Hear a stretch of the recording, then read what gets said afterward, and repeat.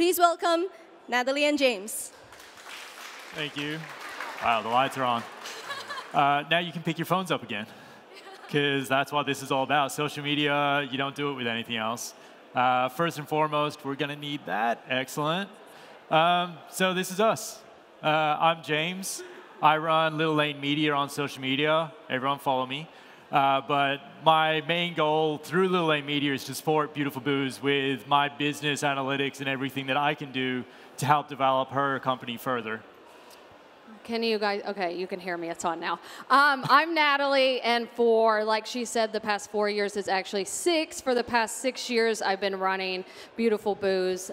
There's a blog, a Facebook account, but most notably, my Instagram account is where people usually follow me to get information, and we are so excited to be here today to share some of the tips and tricks that we've learned through just being on Instagram all the time. So I'm hoping that you guys can get something out of this today that you can immediately use.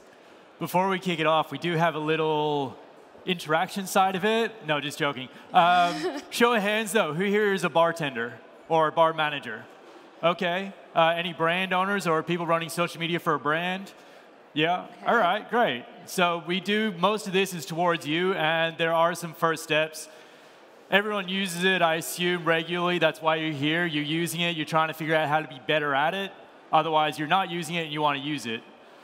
So a couple things that I like to ask people, because what we're focusing on is obviously Instagram, but I feel like these tips you can really use towards whatever social media outlet you're trying to improve on, whether that be Instagram, Facebook, or Twitter. I think a lot of this stuff applies, but we are focusing mostly on Instagram. And with that being said, one thing that I really suggest for everyone that is doing this on any level is to have a business account. So do you all have business accounts? Just a show of hands of people. And if you're not familiar, what I'm asking is on Instagram, you can have a personal account, a business account. There's a creator account, but I'm not going to go down that road right now. That's what I'm asking. So we're going to try to talk about why we think you should have a business account. So through today's session, these are the goals that we're hoping that you'll all understand by the end of it. This is what we hope that you get out of this session. Using social media, and for everyone taking photos of the slides, grab a card at the end. Happy to. I'm not saying don't. Yeah. We've got a PDF of the whole presentation with our notes that we can send to you all, so you can review it afterwards and, absorb what you can now, and we'll send that over. It's a lot easier than a crappy iPhone yes, photo. If you want to take photos of us and tag us, then I'll share it. Yeah, anyway, she loves that. I'm just adding that. If you want to, you can. So these are the goals that we like to put forth. There's in amongst those, there's utilizing the right hashtags for your local community, for your event, whatever it is that you're doing. And throughout this presentation, we're going to talk about how to kind of achieve each of these to the best of your ability. And just to say, we do this professionally. We train privately on social media. But I want to say this. We used to do a lot of seminars that focused on, getting the most likes, getting more followers. But specifically, as Instagram has transitioned, we've started focusing more on finding influential people in your community and really community building through this app, because we have access to people we would have never had access before just by messaging them or interacting with them. So we're really focused on this whole community building thing. And that's what today's about. Yes. So the step one, once you have a business account, is creating the most SEO beneficial account that you can. Is anyone not familiar with SEO? Excellent. Okay. So it's a website terminology or business terminology based on search engine optimization. And it is something that transfers into social media. It's creating the right account and using the right buzzwords so people are able to utilize those when they're searching to find you. Things amongst this are your name, and just these are the key components for that. So by utilizing the Instagram business account, it allows you to enter in certain identifiers about who you are and what it is that you do. And these are the top ones that Natalie's going to go through. So if you're just on a personal account, basically you can put your name, you can put a little bit of information. You can't put like location and specific things. So that's why we're really pushing this business account. We have 3 up here, mine, James, and Bartender at Large. You can see these as examples if we move forward.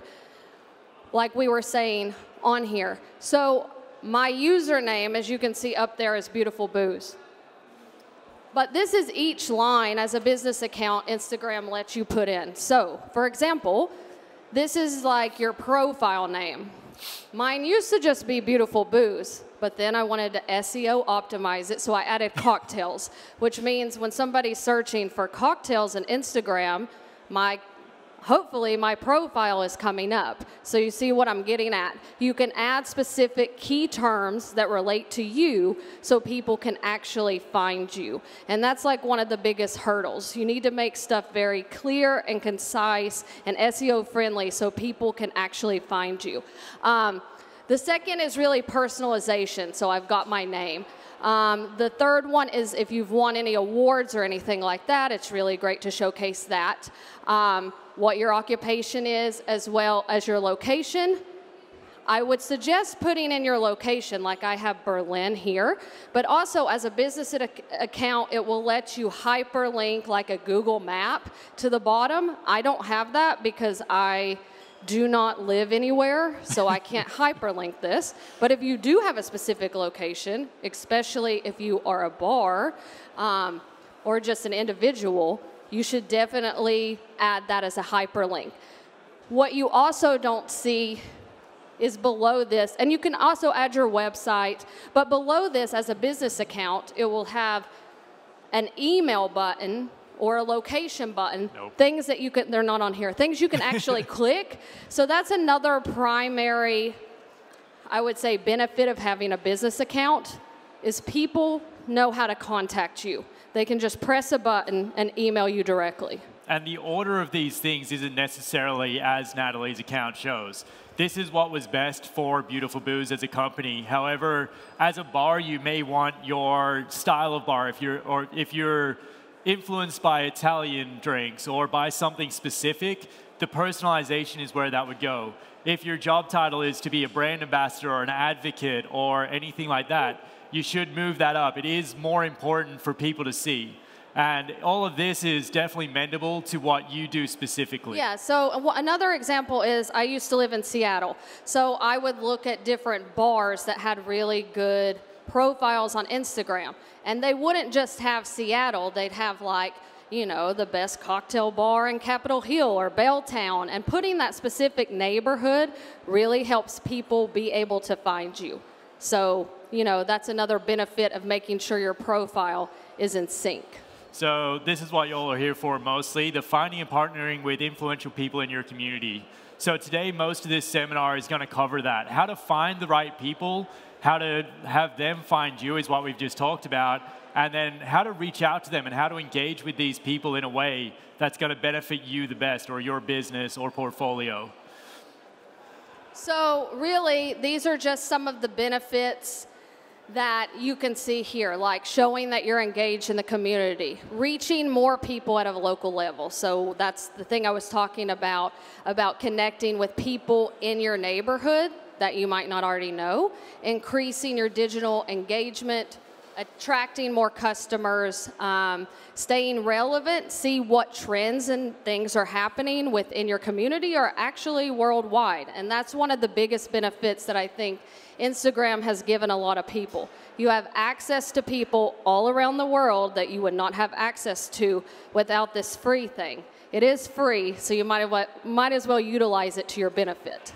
Does anyone have any questions on anything so far? We've been hustling through that first section. Before we move on further with this, I wanted to make sure everyone's happy and good with it all. It seems very fast. It seems very fast, but it's really, we just want to make sure that your profile is optimized enough that you're setting yourself up for people to be able to find you and people to understand what you do.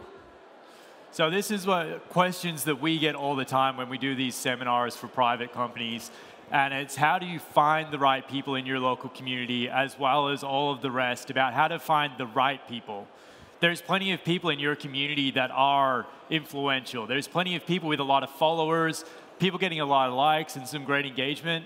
And you want to find out who's right for your business, who's going to give you the best result or the best return on investment. So, yeah. Yeah, just who can you network with that can help you be successful? Like, this is all about like online networking.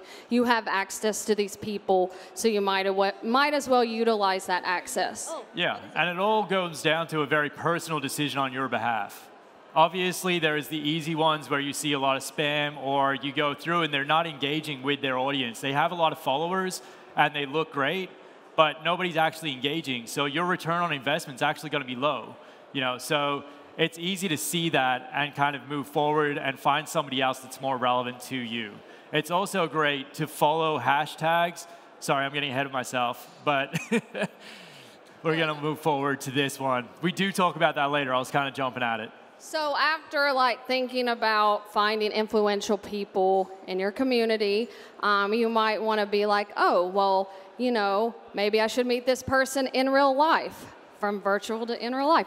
And I would say for me, despite my mom thinking I'm super sketchy by meeting people on Instagram around the world, I find that it has been great, like not only just for my business, but also because I'm invested in the people that follow me. So I would say probably 95% of the time, if a bartender or a brand ambassador or somebody invites me to go somewhere and I'm like in that city, then I'll do it, because the whole point of my account and the only reason that I can survive is because I have these people that are followers that are invested in my content. So for me, it's very important to meet people in real life and make connections. So just these photos that I have up here, like there's one of me standing with cognac barrels. I just got a message one day through Instagram and somebody was like, did you go to NC State University? I'm like, this is weird. This is like coming from like a cognac brand. I was like, yes. Because you don't know what you're getting into sometimes on these DMs in Instagram. And they were like, oh, well, my husband's family owns this cognac brand. Can we bring you down to cognac? And I'm like, yeah. So this is an example where they were like, somebody reached out to me and I said, yeah, I want to come visit. Took a bunch of photos. I mean, that's an example of one photo, but I probably gave them about 200 photos that I took just because they invited me down. They offered an experience. So when people are asking me about cognac brands, I'm like, well, this is one of my favorite ones because I tried all their stuff. It was good, and they offered me this experience. And it's all about being proactive. So once you go through and you're spending your time on Instagram, finding the right people and seeing who it is that you do want to work with, don't be afraid to reach out. Doesn't matter if they're small or big. Just reach out to them and ask the question, would you like to come to my venue? Would you like to try my product? Would you like to go on a bar crawl tonight, or this week? Let's go and do something together and create that personalized touch that then is going to build a brand advocate for you. It's going to organically happen a lot easier than if you just follow them, you like, you comment. That's all great, and that builds that rapport with this person, with the individual or the company. But then once you actually message them or email them and reach out, it creates that bridge that allows them to respond and builds that relationship further. Yeah, because then you have an automatic advocate about somebody that's talking about your brand, your product, your bar, and you're not the person that's constantly having to talk about it. So you automatically, when you offer maybe something very small, it's, somebody's invested, and when somebody asks for a recommendation, because you took that extra step, they're probably going to mention your venue or your brand. And there is no guarantee on that. There's no We're guarantee. Not promising they're going to do it. I'm just saying. You give a great experience. It's the same as every day that you stand at a bar, you present a drink to somebody, you give them the experience. They might come back, they might not. It's the same with these people, unless you predetermine expectations. And that's a big part that, you get? That's a big part of what we've learned along the way. Is it's really great to have those expectations predetermined. When you reach out and you say, would you like to come and visit us? If they agree and they say, I'd love to come in, and you say, cool, I'd love to give you a drink or a couple of drinks, And in exchange, I would like some stories, or I would like some photos, I would like a post. It's really nice going into a venue and approaching that situation, knowing what you're getting into as an influencer or as a photographer. Going in and being like, they invited me, they're giving me drinks. I can be a brat and just do nothing and just drink and leave. And that's okay. For some people, that's the risk that you take. But it is much better for us as influencers and photographers if you do say, this is what I'd like. And be realistic about it. Don't ask for a post in exchange for a drink. Depending on the size of their account, that might work. However, a lot of the time when they're coming in, just say, can you do some stories and maybe pull out your camera and take a photo, and I'll treat you to an evening. Some food, some drinks, and we'll see what happens. And that's what builds that organic, genuine content that hopefully they will share with you to use, or they'll publish it themselves, and it gives you that little bit of a rounded reputation. And like James says, I mean, there's a lot of negative publicity in some of this stuff where people are big brats. We would never do that. Like, I want to pay for my stuff. It's just helpful because of our learning experience and what I've observed with other people doing this in the industry. It's good to set the expectations ahead of time, because people think that they're, you know, they can just get stuff for free when that's not the case. Well, it is the case. It just depends on the situation. So I'm saying, and it's up to you. You lead that conversation. It's up to you what they're getting and what you want. And when you're clear with that in the up front, it allows you to know when they're coming in, this is what I'm getting. They may do more, but they won't do less. It's easy enough for them to say, no, I don't want to, and then you say thank you for your time, and you move on to the next person. Yeah. So moving on, and this is where we really get into how to actually find these people. Yeah. So there's a lot of people in your community that you may have overlooked or just not even known existed. And it's all about finding your community, finding hashtags and accounts that are relevant to your community, and engaging and following with those. So we were in Portland when we put this together, this slide earlier this year, so that's why it's all about Portland. But it's as well, the BCB 2019. On Instagram, just follow that. Be on the BCB 2019. You can see what's happening. If there's an event going on tonight, people are going to be putting up posts about it, and they do stories as well. And it allows you to see what's happening in real time. But back to your specific neighborhood or your area, there's always, again, Portland is a great city. It's quite relevant in the industry these days. But PDX and You Can in Portland are much more niche hashtags. So by following these hashtags, you're getting more relevant information by people in that community. Tourists don't know hashtag You Can in Portland. They're not going to use it. It's only the relevant people in that community that know what to do. Yeah, and with Portland as an example, sometimes you don't think about being featured on specific, you know, I would say magazines and newspapers. They all, you know, have digital presences as well on social media. So it's really good to go to those kind of accounts and see like what hashtags are they using, because that's like where we found You Can in Portland. Yeah. And also here is a great place to just, when you're scrolling through your feed, you see a really great photo. It's not necessarily relevant to what you do, but it shows you the quality of content that someone can produce, even if they're not in the industry specific to you.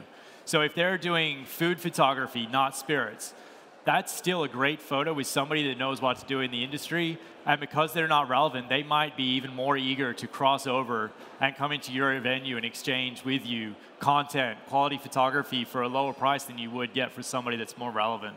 Yeah. And this is just the Travel Portland tourist website, but as you can see, they have a variety of different photos, food, activities. Those are great ones. We're going to get to this, but that's a great one to use the hashtag where they may feature you to reach an audience that you may not reach. So there's a huge one about quality content. That's probably what we built our company on. It's all about quality over quantity. Don't just post because you feel like you have to post. If you don't have the content, leave it be and find a way to get that content. And by engaging with these people in your community is one of the best ways to do that at a value. A photographer is an expensive person. They may be happy to trade, but by using people that have the photography skills to come into your venue, do trade, or even if it is a fee, it's usually lower than a professional photographer, and they're going to give you quality content that you're going to then be able to use on your own account. And that's one of the preset expectations that you should use. Yeah, and I will say right off the bat, this is not easy. So just taking the first step to try to improve yourself is huge. Like, even for me, I mean, I do this as a job. It's not been an easy process. I mean, even for me, it's still hard to have so much content that I think I can post on Instagram. It's like it's hard. You can beat yourself up about it, like if it doesn't get enough likes, but that's beyond this. It's just one of those things where, you post quality content and you have the option to try to partner with people in your community to get it. So it's a win-win. And so the first point that we've got up there is the 80-20 strategy. And this strategy is one that they use a lot in marketing. And it comes down to everything that you want to do for your venue, for your brand, for what you're doing. Yes? Sorry. You definitely want to make sure that you're not just selling to people. People aren't going to follow you and they aren't going to engage with you if everything that you put up is selling to them. The 80-20 strategy follows that in a given week, you would usually post around 5 times, Monday through Friday or Tuesday through Saturday, spread it. But 20% of you post, one post a week, we would recommend being a sales pitch, just something that's branded in their face and very annoying to most people. But then 80% of your content, those other 4 posts, it's really good to use that for where you do have engaging content. Showcase people that work in the venue making drinks. Show people using your product in a way that everyone loves. Just quality photography and really great content that people are going to engage with so that they'll put up with that 20% sales pitch. You're up. Yeah, I mean, I think that's a really good strategy to have because not only are people coming back to your account to kind of see what he was talking about, the 80% of fun posts, but you can also, people are really craving that human element, so it's really great to showcase people so your audience gets an idea of, like, if you're working at a bar, who are these people behind the bar? So that's a great way to showcase too. And as a brand, venue, whatever it is that you're doing, it's nice to take time once a month, we usually recommend to clients, to actually get that content and invite somebody in or use a professional photographer to come in before service or at a time where you're not running around busy with the company, and put aside a couple of hours to just play around, have fun, take some photos, and just get some quality content for that 80%. Because running through every day, there's not always going to be a time during service or while you're in sales meetings and everything to get a cool photo.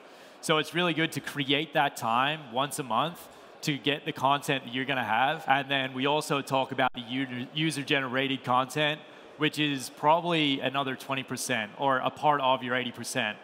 Do you want to talk about that? I mean, what I was going to say in addition to that is when he's saying put aside time, it is great to put aside that so you can get the content so you're not scrambling and you feel like what he said before, that you just have to post something to post something because, you don't want to post a crappy photo. Crappy photo's not going to get you anywhere. So using user-generated content and tagging people in that is also a great way to engage with your community even further. Coming back to, you found the right people that you want to engage with. You're going through your feed every day and you're liking their content, you're commenting, it's all great.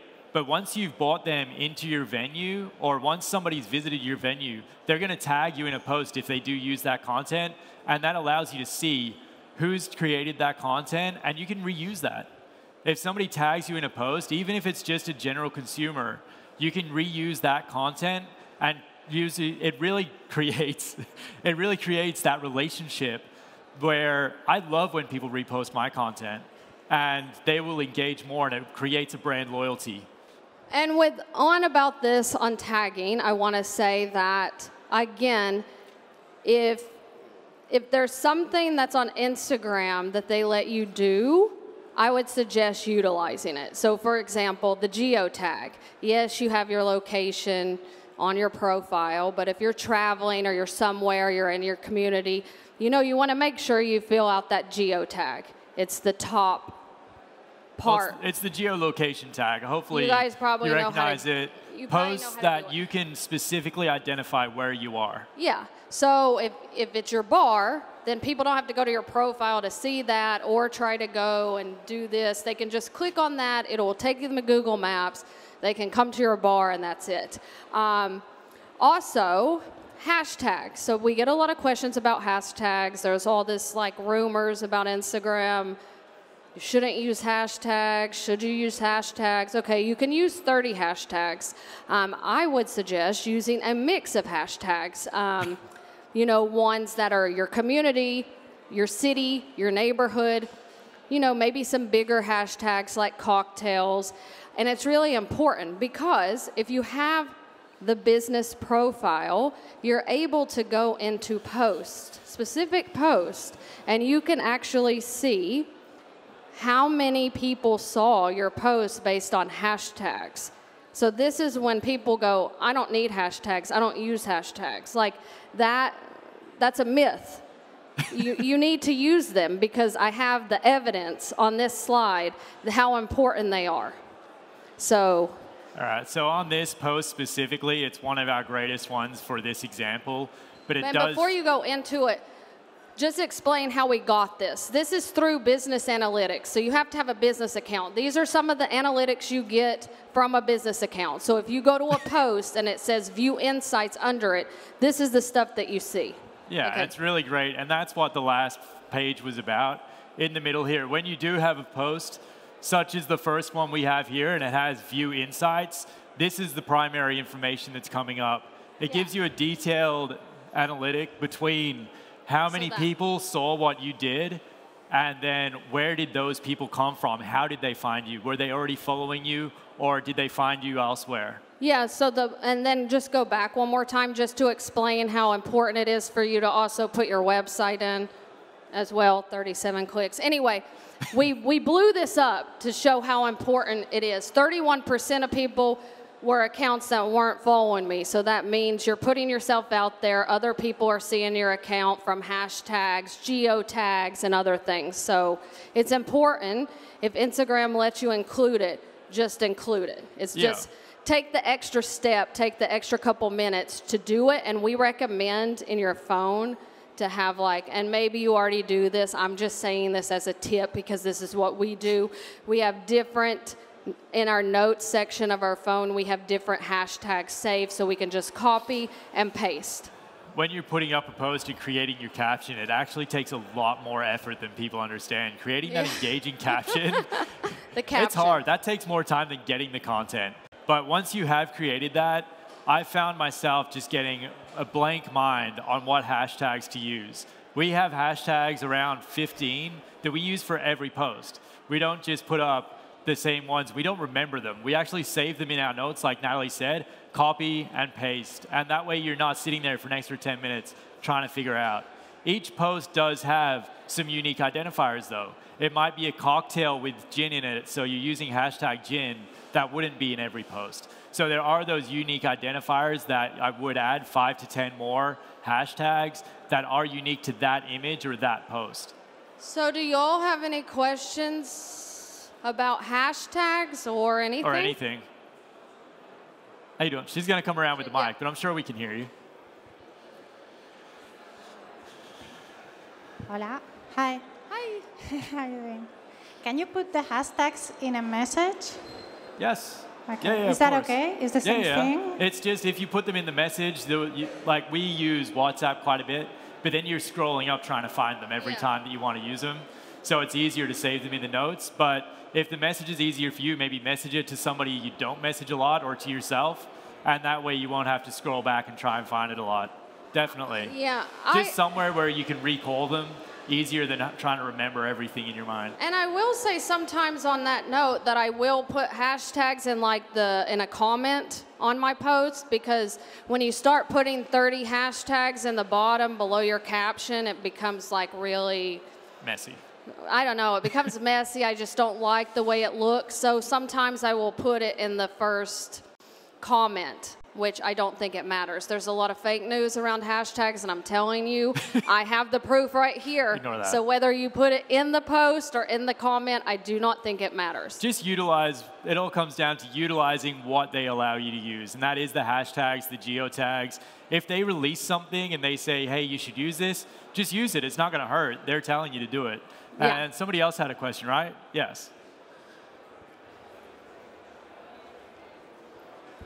Hello, I have two questions to you. So first is that, do you have any tips how to choose the hashtags for the cocktail bar, for example? Okay. Because we have so many of them, like bartender, bartender's life, and I'm a little bit confused about that. Okay.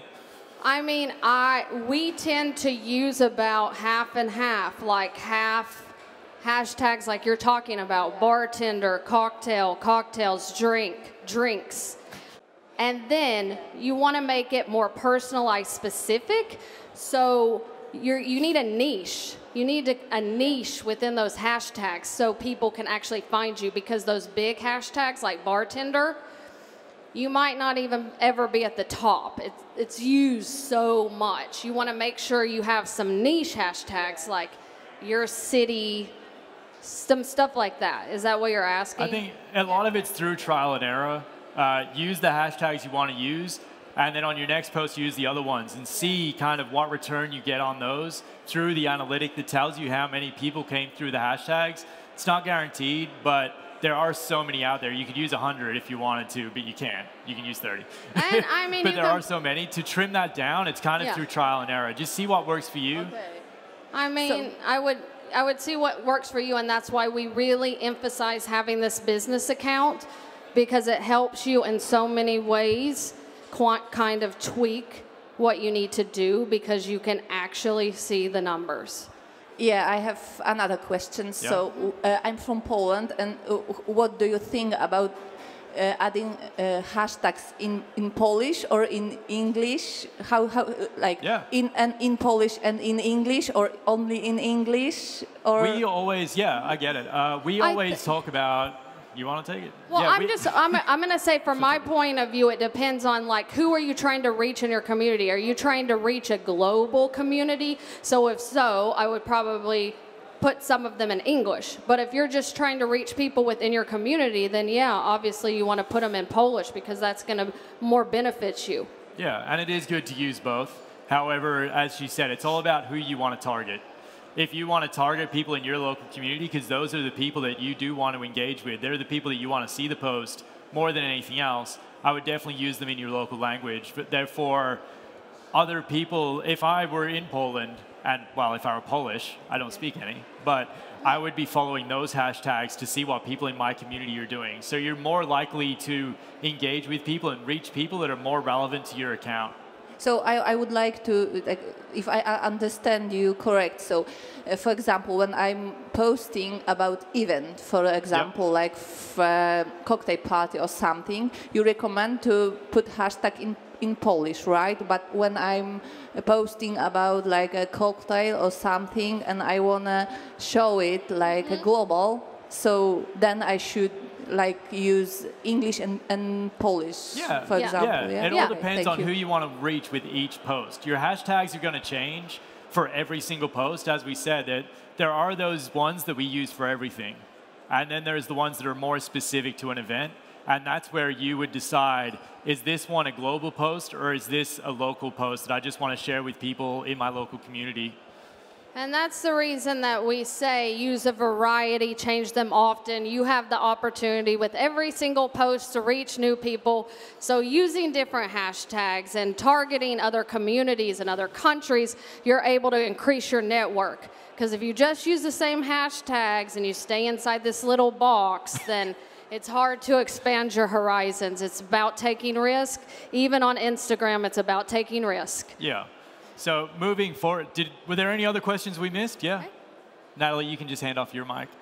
Get down there. Thank you very much. So I'm trying to use many different hashtags. I mean, as you say, like geo hashtags and huge hashtags, personalized hashtags. but I'm step by step and day by day I'm see that the engagement go a little bit down. So I mean, like if I'm using the same hashtag for a month or 2 months, Yeah. I don't have the same amount of people that getting through with me. Yeah. So what you suggest? So to changing hashtags or we've found through that, and it happens on Natalie's account, it happens on every account. Over time, it's going to change, and a lot of people put a lot of stock in the hashtags being the catalyst for that. However, we found every now and then it just goes down, and then things will change and it'll come back up. It's definitely good to mix up your hashtags. I don't blame the hashtags for that going down. I just believe that that's the way the profile works or the Instagram account works. That's how Instagram is. It's like riding a roller coaster. And literally, you just have to stay in your mind, I'm not going to let this mentally affect me. I'm going to ride that roller coaster, and if I don't get enough likes or followers or whatever, I'm doing the best I can do. That's all we can do is the best we can do. And this is why we're doing this, to do the best you can do and get better at it. But yes, I would definitely change them up. Yeah. And there was one more. Yes? All right. Hello. Hi. I have a question not about the hashtags. I actually have about social media and laws. I'm from Lithuania, and when you basically any kind of advertising for alcohol, for brands of alcohol, bottles, everything like this is forbidden in Lithuania. You can't see the advertising on TVs, in the streets, anywhere. As I run in the business account of Instagram, after several years, I finally figured out how to just show a Hendrix bottle and not get, sued or something. So maybe do you have any more ideas how I should just, go around the law and how to do get my around thing? it? I think that for us, that's a really difficult question. Yeah, that's something maybe we something. can brainstorm later about, because I have to think about that. I don't know because I'm so U.S. focused, based. I'm following their rules. Yeah. I'm not completely sure on that. But we can have this conversation and I can figure it out for you. Like we can figure some. No we can try to promises. help you. We can try to help you. Yeah, and I think there are fun ways around it that you can create, but I can't tell you how to get around the law right It's now. not that complicated, actually, Yeah. because if you don't show just one letter on the bottle, it's already okay. But you can slip on these things. It's easy. Yeah. All right. Okay. I think that's something Natalie will have to come back to with you later. So now we're just going to talk about like another way you can increase your social media footprint again is being featured on larger accounts, and it's talking about going back to hashtags and tagging people. A lot of the larger accounts have hashtags in their bios. You can add them to your hashtag list, and ever so often they'll go through that hashtag and pick some people to feature. So that's another way you can really increase your digital footprint. You can get on one of these accounts and their audience can see you, and maybe they'll follow you, maybe they'll go, ooh, I want to check that person out. And this is the same. It comes back to, like we said about hashtags. There's the big hashtags, there's the little hashtags. With these accounts, there's global accounts, and then there's niche accounts in your local communities. So these larger industry accounts are amazing, obviously. They have, I've got it on the next page. They have hundreds of thousands of followers most of the time. I don't have it. I thought I did. But these accounts usually tell you, tag us in your post, email us. They give you an in. They tell you, we want quality content, and we want to utilize that, and you can be who we use. So these are great accounts. Follow them and engage with them.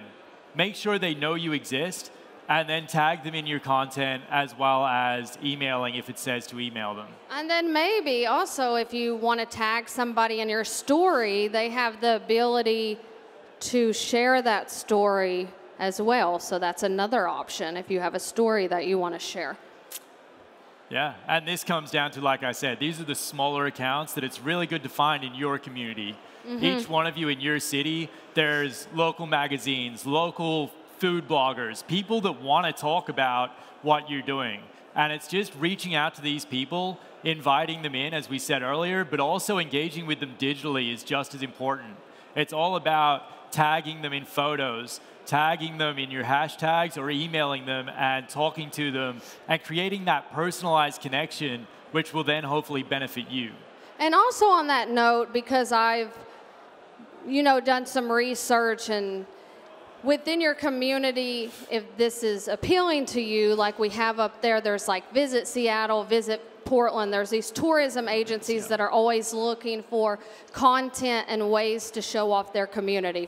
So for example, if you're having a new cocktail menu and you have somebody come in and photograph them, you can probably submit those photos to these people and they'll use them, because their job is to promote you and people within the community. So that's a really good asset to see if you can utilize, because they have a lot of resources. I recently went to a seminar where they were talking about how people in the community partner with these tourism agencies, and not only do they have a list of influential people in the community, they a lot of times have good digital presence where they're willing to share things, events, new cocktail list, etc.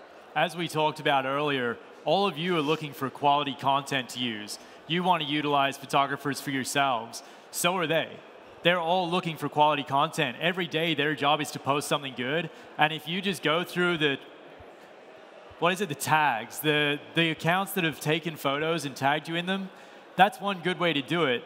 But if somebody is pushing content in your face and saying, here's a good photo of the burger I'm serving, here's a cocktail that's on the new menu, here is our product, it's amazing, you should check it out, and here's a great image. They want that content. They may not use it every time, but just keep putting it in front of them. They want that stuff. And then if you notice that most of the time they're just wanting a tag here, photo credit. So just make sure you give the photo credit, and... So again, this comes down to, we said about the global accounts. These are the more niche accounts. Portland's our example, but obviously each of your communities have these, well, hopefully. And it just says, follow us and tag us. And that is what they do. They sit in an office, most of these people, and just go through who tagged us in what, and they will find the content that they want, and they use it. So it's a really good way to get on their radar. And I mean, it's not going to hurt to like DM them a photo and say, will you put this on your account? I mean, just ask for it. Yeah.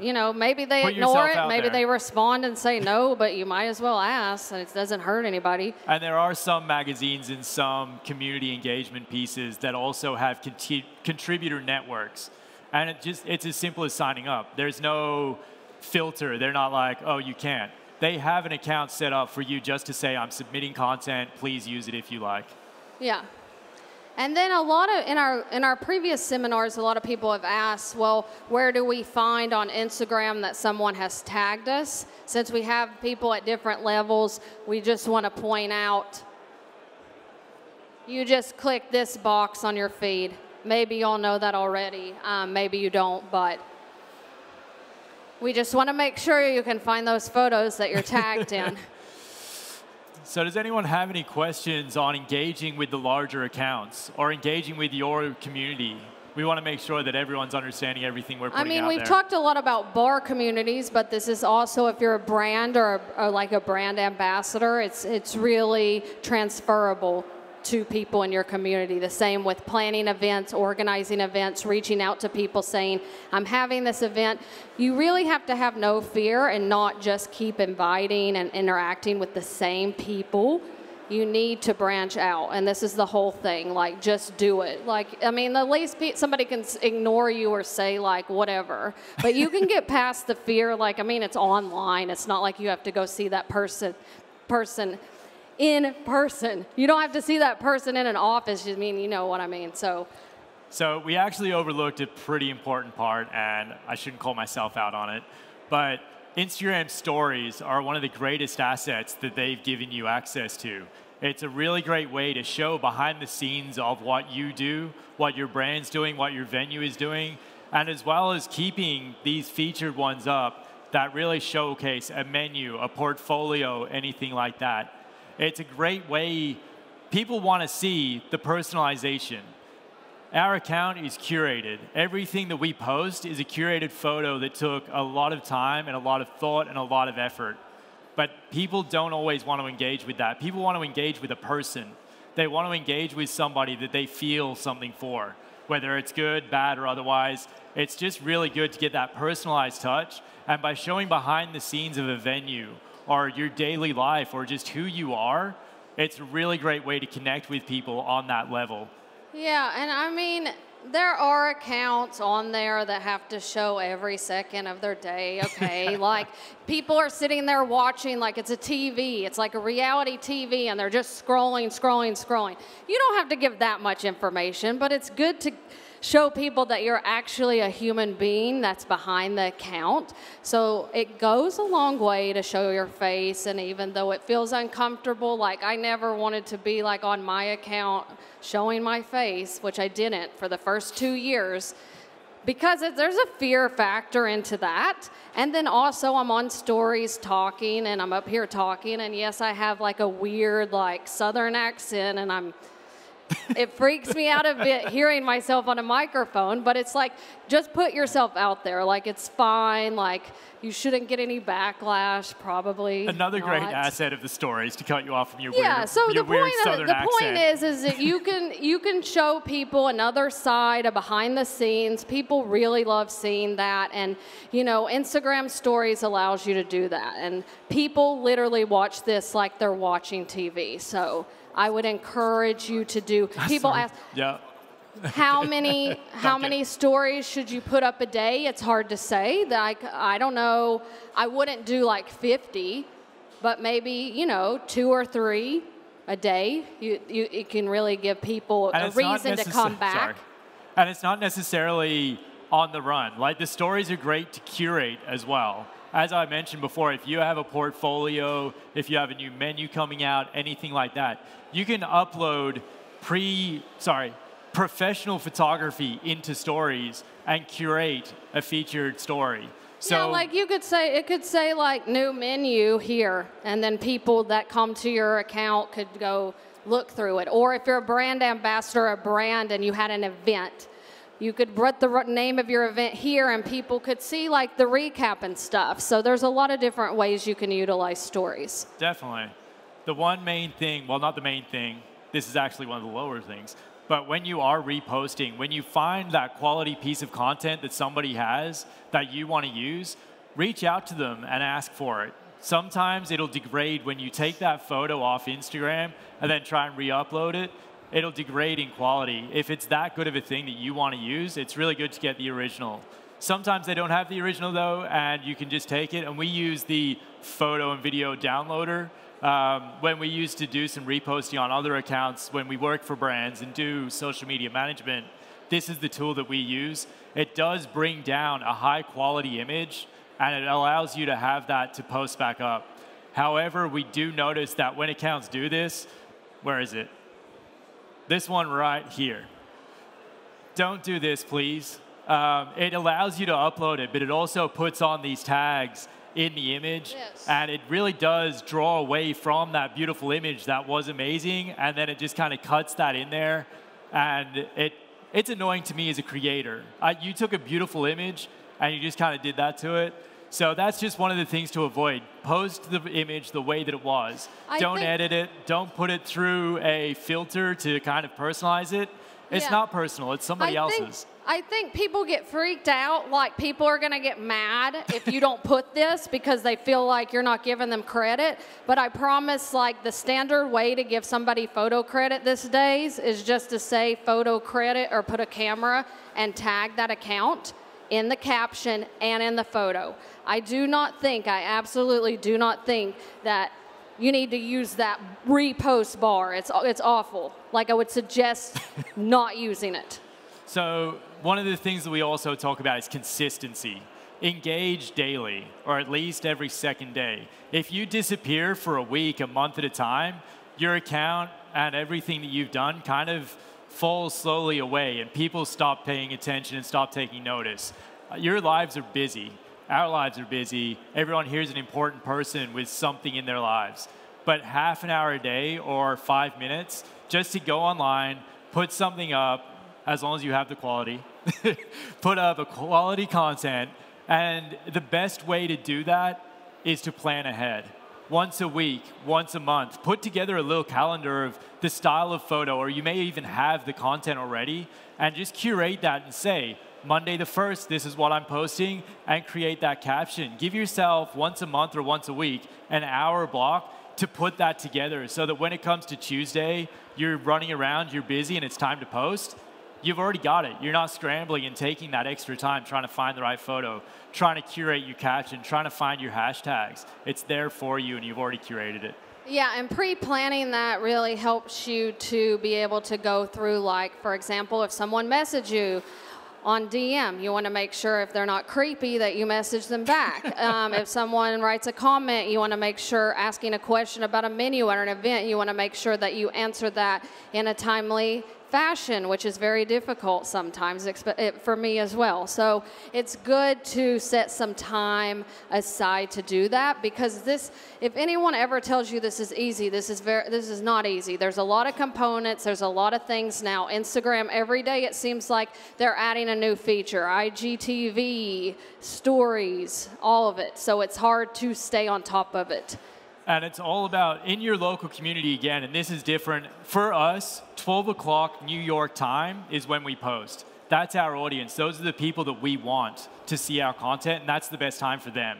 So a big part of using social media is knowing when to post and when to put that up so that the people that you want to see it are going to see it. Yeah, there's so many boundaries with Instagram these days. So with the business account, you will see the whole week set up on Insights, and I don't have a slide up here to show this, but if you tap on the bar graph, it will literally say 20,000 of your followers are on at this time, or how many ever. It will tell you how many of your followers are online at any given time.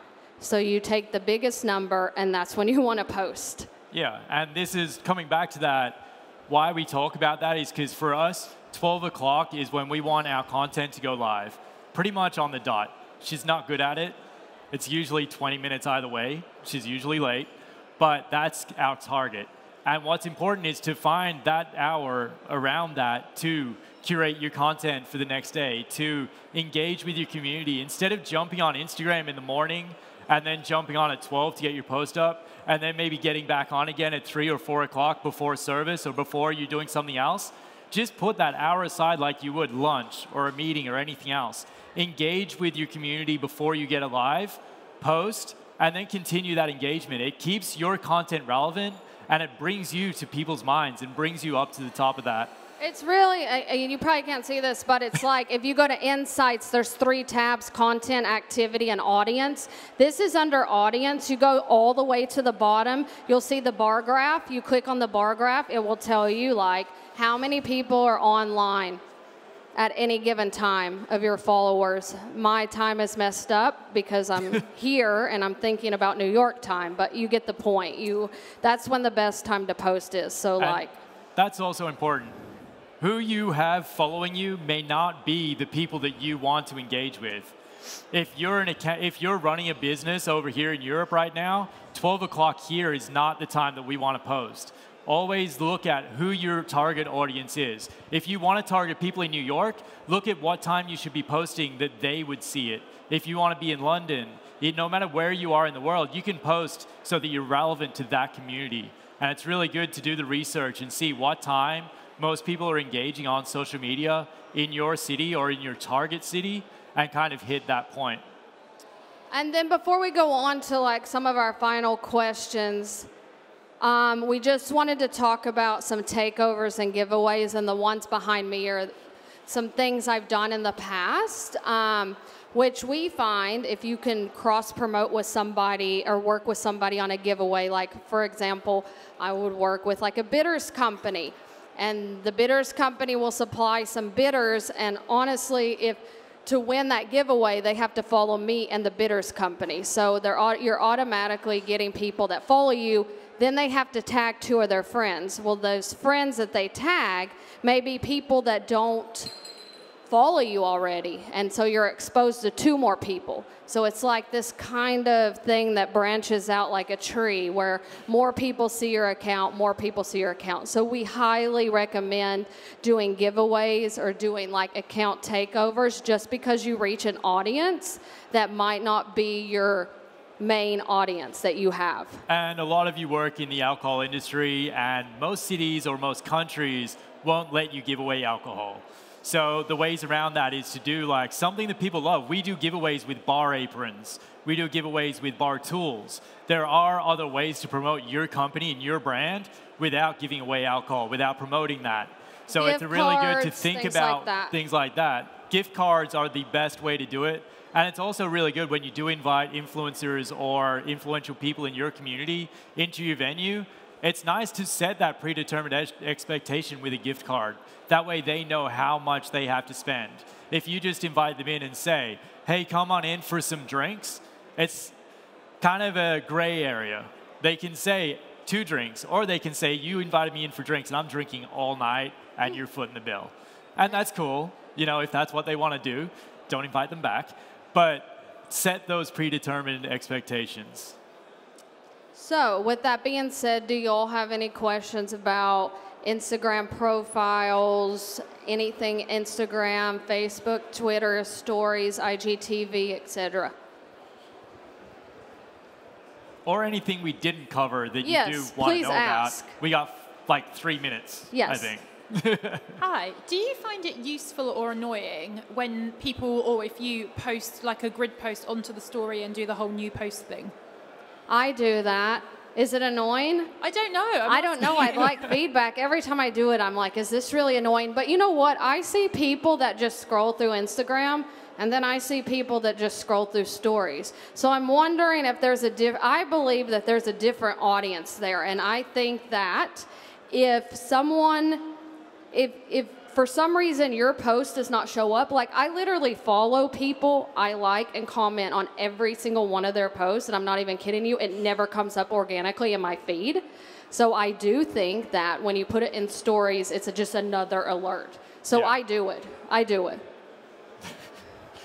So yes, you can do it. So yes, I would do it. And actually, if you don't want to share the post, you can say new post and swipe up, and you can actually put the link of your post in there so they can swipe up and go directly to your post and like it. However, you need over 10,000 followers to get the swipe up. Did you not say today?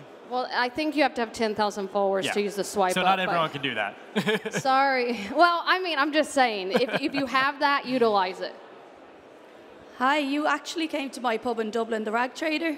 Yeah. You made a creative video there. Yeah. We got great traction from that. Yes. Excellent. Okay, yeah. So just a quick question. Is there any particular campaign or competition you've ran recently that you were surprised by the engagement, or anything you would recommend just for traction or engagement for target customers or your audience? That comes back to this page. For us, the campaigns with giveaways are the greatest engaging campaigns that we can run.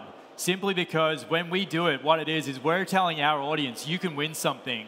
However, you have to tag 2 of your friends to win it. What that does is gives you exponential viewers. Exposure. Because everyone that they tag, well, not everyone, hopefully, the people that they tag also want to enter. So they're going to tag 2 of their people, and so on and so forth. So giveaways for us are by far the highest engaging content that we can create. And obviously, you want to be direct about what the prize is. You want to say, this is what you're winning. This is not necessarily the value, but here's this awesome apron by a company that we love, and you should enter this competition. And they'll tag 2 people who they tag might want to enter.